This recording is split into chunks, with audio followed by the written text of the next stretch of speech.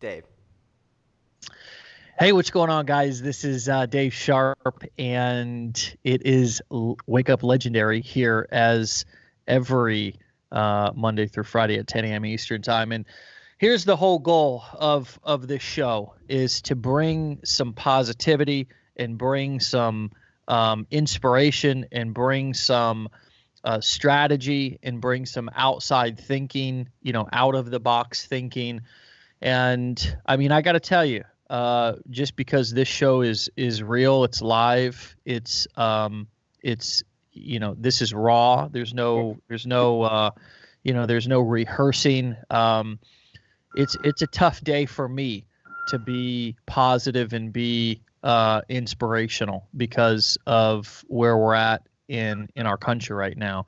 And I just want to start off this morning saying that my heart and prayers are with, everybody, particularly in the African American community that is just in pain right now, and I just want to kind of kick off the day today with that message. And I'm learning and I'm trying to understand the best that I can.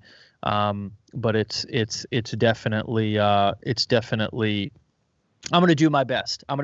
And I think one of the things that's going to happen today is we've got a great guest. We've got somebody who I like. I love this guy. And he is he's an incredible story. He's got an incredible attitude. So with that said, Sean Lowry, what is up, my brother? What is going on, legendary fan? What's up, everybody? my man, dude. So, man, we got some history, bro. We got some history. We've been doing this thing for a few years together, man. Yeah. I want to actually go back, all the way to I think it was 2014 or no, I guess it was 2000 and maybe it was 2016. The time sort of runs together when I met you for the first time in Vegas. Yeah. And this was actually before we launched Legendary, and you had come out. I was in basically an affiliate marketing / network marketing company. We're selling water filtration devices. I guess in my career, I've sold a little bit of everything. But you had actually sold a car to get out to that event. So that was the first time that I met you, and you were basically in Las Vegas with pretty much no money, no car.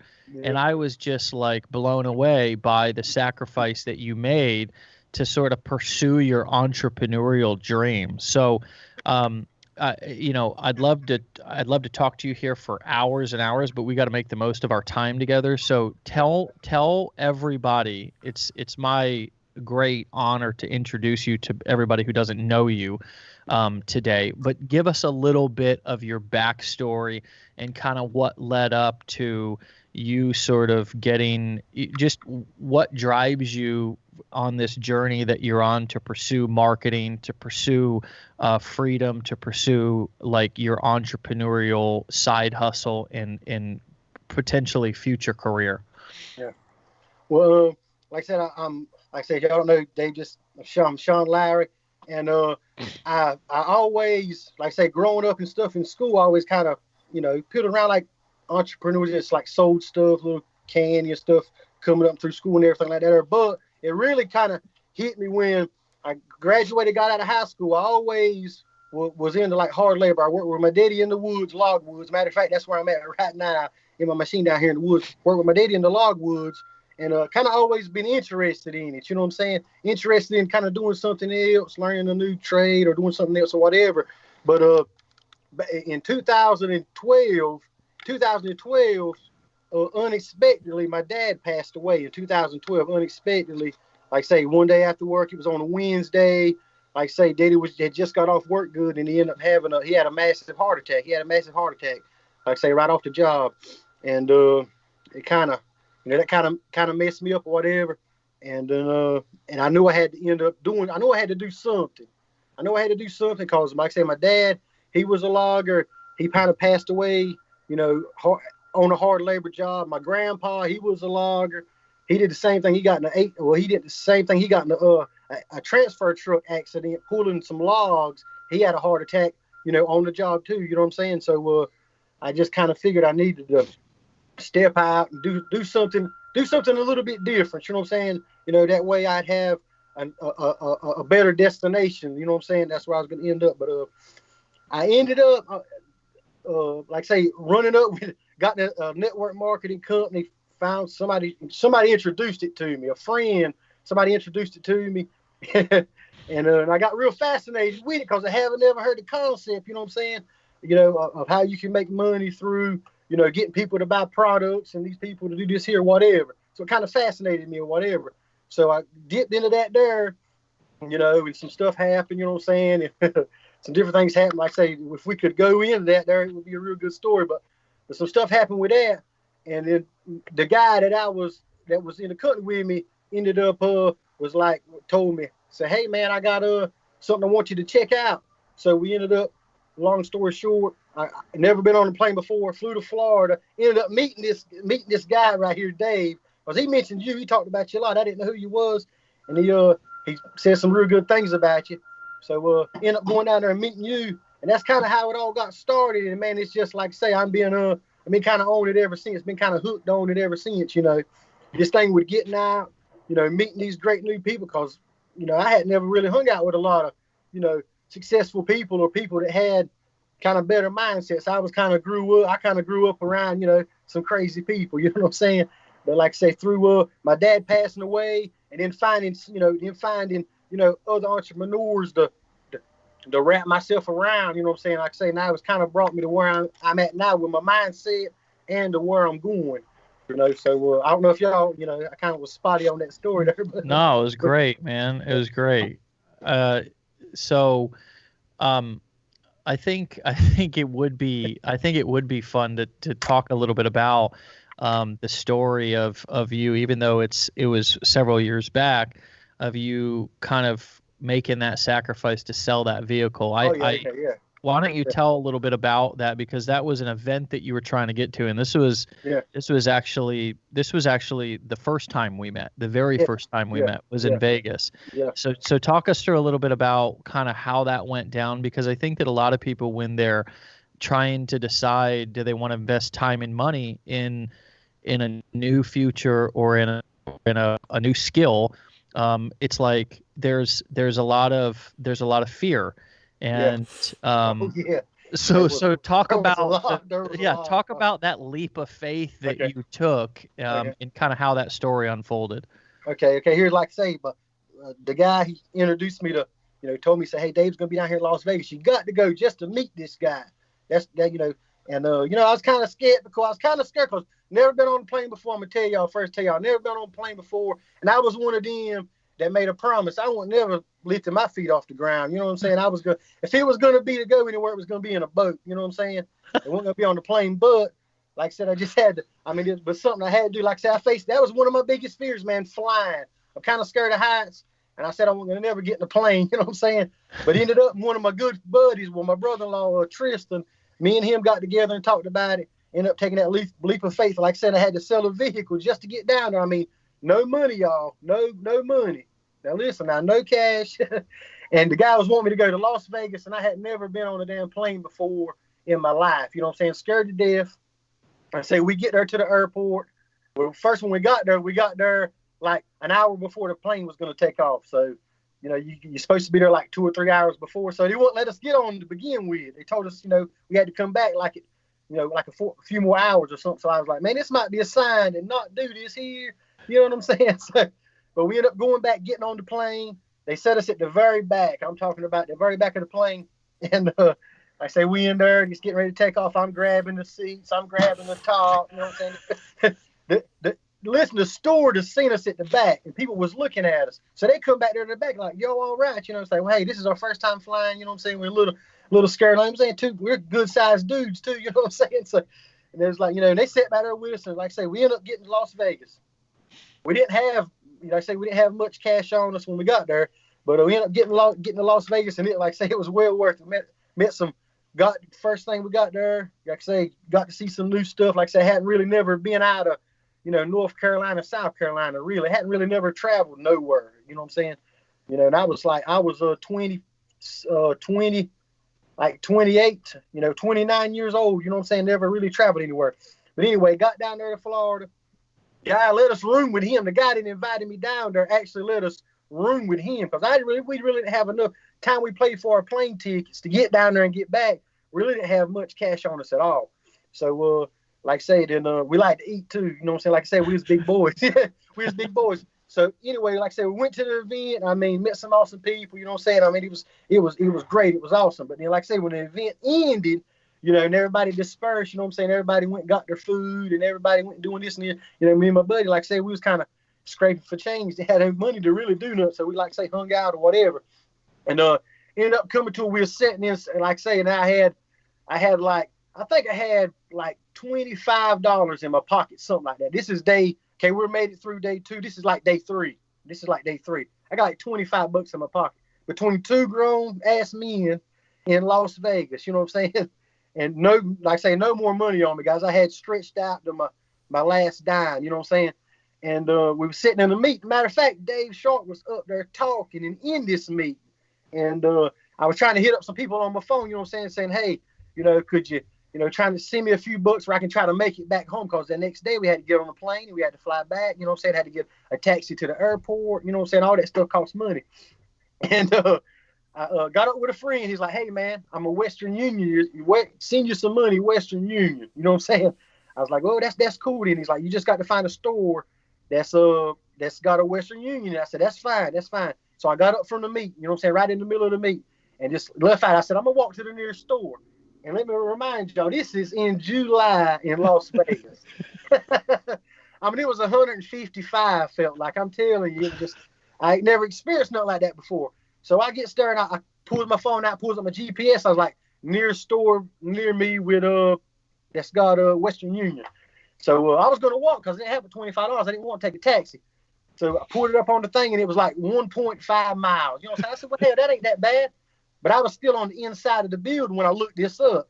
So I walks out the building, man, it's scorching hot. I'm talking about, and I sweat easy too, man. I got to walking. So I look like that. You know what I'm saying? And ended up finding the first store. Man, I was soaked in sweat. I found the first store, walked in the store. The lady said, well, hey, we don't have Western Union here no more. They did away with it last year. I was like, oh, my God. Looked up the next one, and it was like 3 or 4 miles away. You know what I'm saying? I was like, man, I ain't be able to do this. So I started off walking, and a guy pulled over in a taxi. He's like, hey, man, you need a ride or whatever? I was like, yeah. I said, man, I ain't got but $20. Okay, so once this car, I ain't got but $20 to get to where I got to go. So he took me to the place.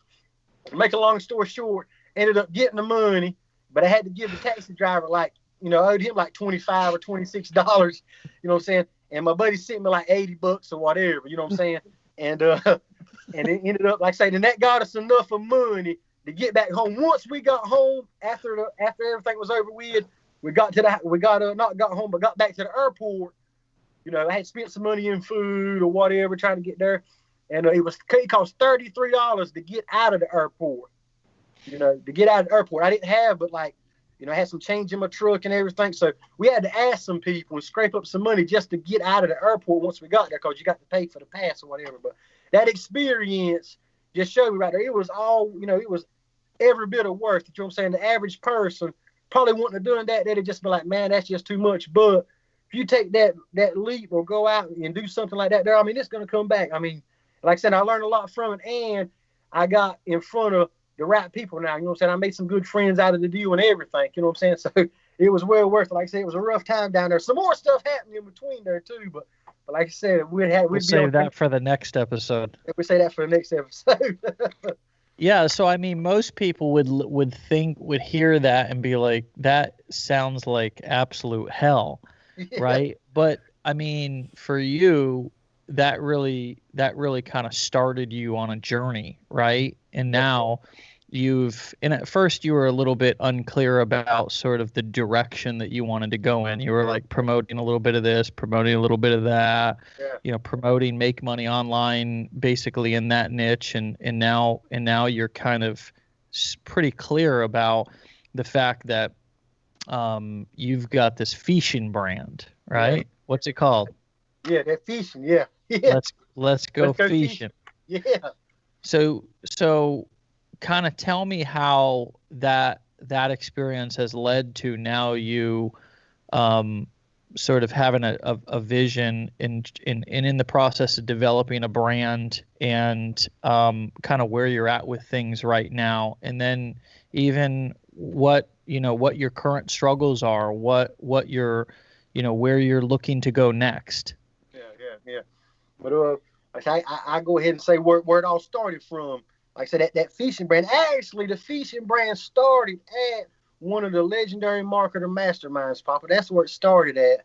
That's where it came. I mean, just listening to the people in there. That's where I started my brand at. That's where the name comes from. Started building that or whatever. But like I said, how I got started, I just started putting out fishing videos. I didn't know what I was doing at first. You know what I'm saying? But I just started putting them out there. Well, actually, talking to y'all said that was my strong point. That's what I needed to go with, and that's what I went with. You know what I'm saying? Because I remember we was at one meeting and I was talking to you, and you was like, you had asked me, and I said, that's what, if that's what you're into, that's what you need to, you need to focus on. You need to do. And you asked me, could I even fish?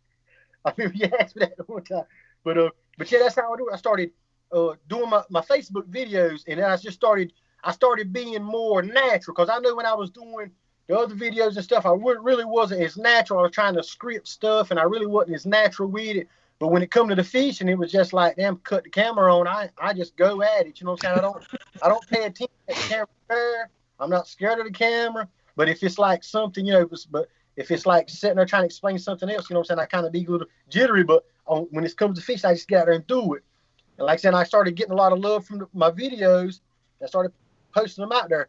And the way I got them, the way I started growing myself is I started joining groups, like y'all start joining other fishing groups, and I just started posting my videos, sharing them in these other groups, and that's how I kind of found people that was attracted to me. Now some people loved me on my videos, and some people didn't like me at all because they couldn't understand what I was saying. I mean, I got all kind of. And I growed a lot from it, because I got all kind of shit too now, from people talking about my teeth, because I got one of my teeth chipped. I mean, people telling me that, I talk funny, or I've got all kind of stuff, you know what I'm saying? But, I kept pushing through that stuff and just kept posting the videos. And this is when I wasn't getting that many views. But now, like I say, I kept posting, started building the audience, and I get pretty good people see the videos when I put them out there now. But I mostly build it, like I say, on Facebook, share my videos on Facebook, making posts about fishing. If you go to my timeline, you can tell what I'm into. It's just nothing but fishing. There's no, I don't put politics on there. I don't share other stuff on there. I might come off here and there and put some other posts on there, but it's just mostly fishing. Like I said, I joined them groups, started doing them live videos. And we was at one of your masterminds too, and we was at one of your masterminds too. You had a speaker there, and his name was what's his name? He's down there in Florida. He's down there. The guy that Mark Hargrove. Mark Hargrove. He was on stage that day, and I remember him saying, if y'all figure out, if y'all start doing live videos, you'll start y'all have people reach out to you and they want you to help build their brands and help them out or whatever. And that's how I ended up getting that fishing show. By doing them lives on Basscasters. I started doing them lives, and I got like a little fishing show where I go live every Sunday, and people hop on and people watch. You know what I'm saying? Thousands of people, get on there and watch that little show there. But like I said, that's where it comes from. Just doing the content, putting it out there, steady putting it out there, and like I say, that's where it comes from. And some of my struggles on it was staying consistent too. Like I said, that's one of my big struggles: focus and kind of staying consistent with something. That's one of my still now. I still have a problem with staying focused and staying consistent. If I get them right there too nailed down, I'd be real. I'd be doing some big stuff right then. But that's one of my big faults. Like I say, focus and consistency. Yeah. One of my faults. But I'm still being consistent with the videos. I still put them out there. But if I would be more consistent with it and focus a little bit more, I'd be doing a whole lot better too with it. Well, one of the things that I think I've seen you do that's been really I think important is that you've spent a lot of time looking at and working on and practicing how to create interesting content Yeah. by filming an entire fishing session and then figuring out how to cut that session down into interesting pieces, or even pick out the interesting pieces. Like I saw a video of you the other day that I absolutely fell out of my chair because you casted and then you had a big fish on, and then the line broke and then you fell off into the lake. Yeah.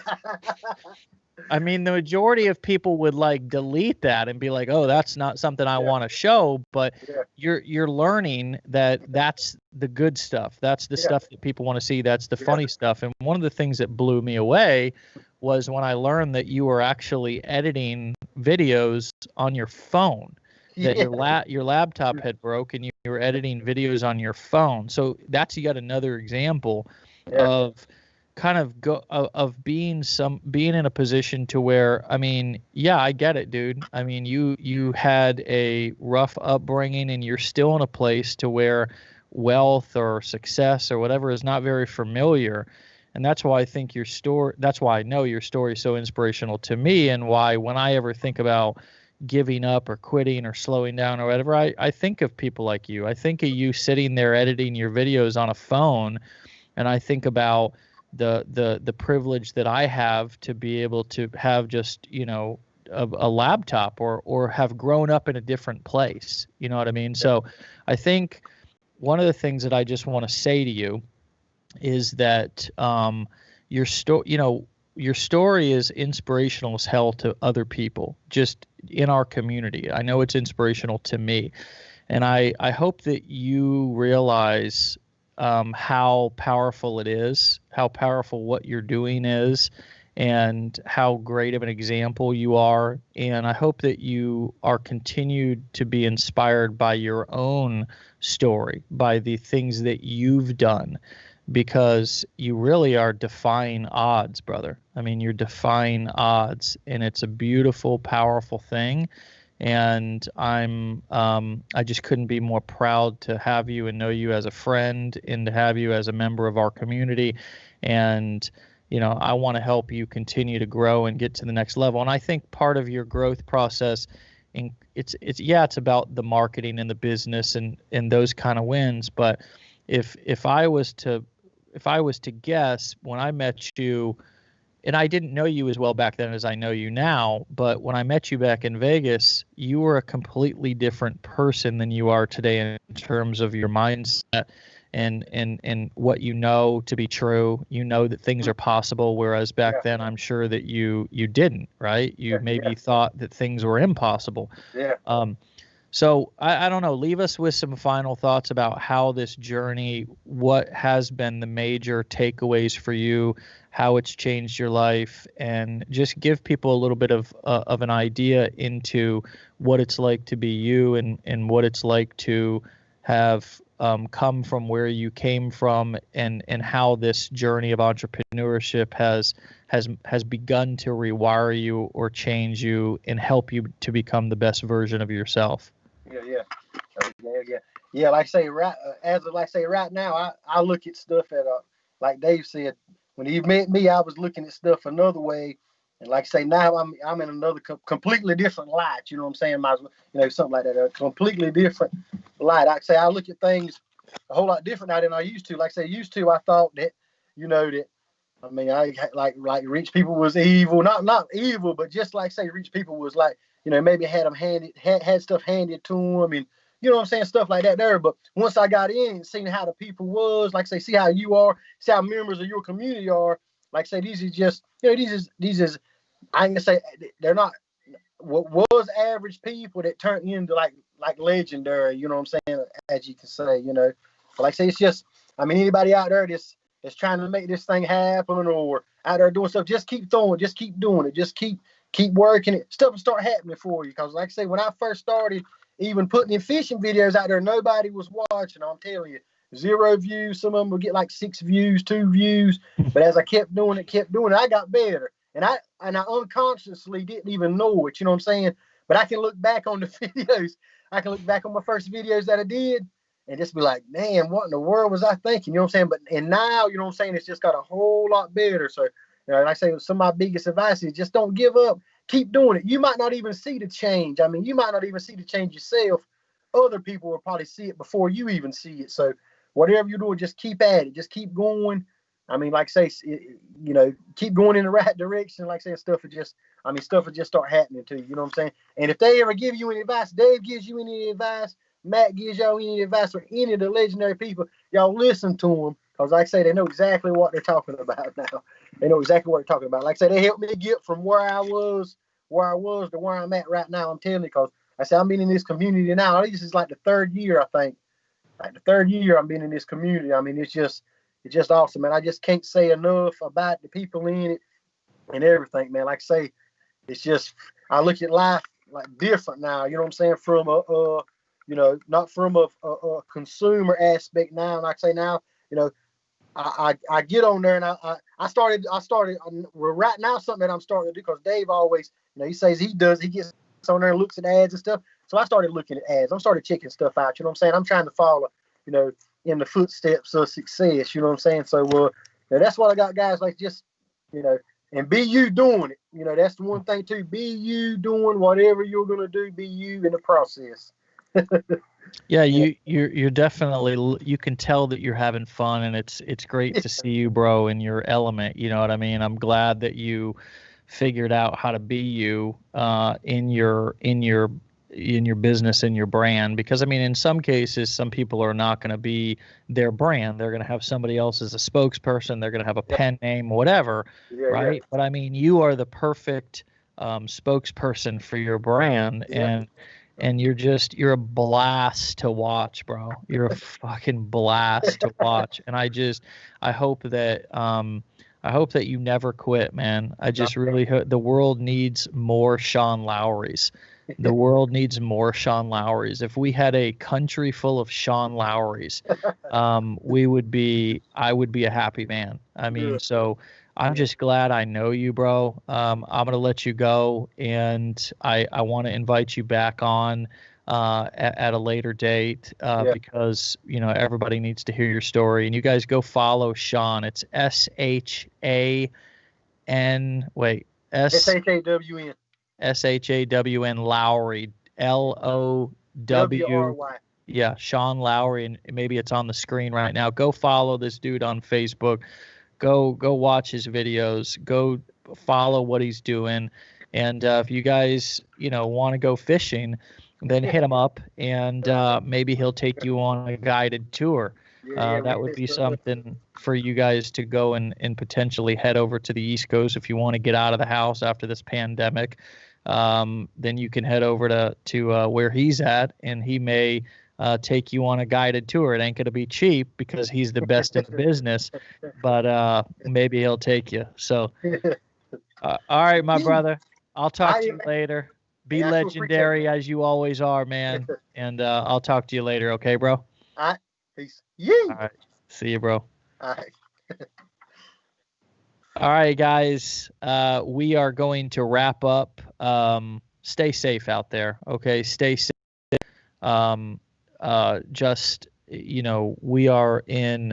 We're in times right now to where we need to come together. We need to see the beauty in each other. There's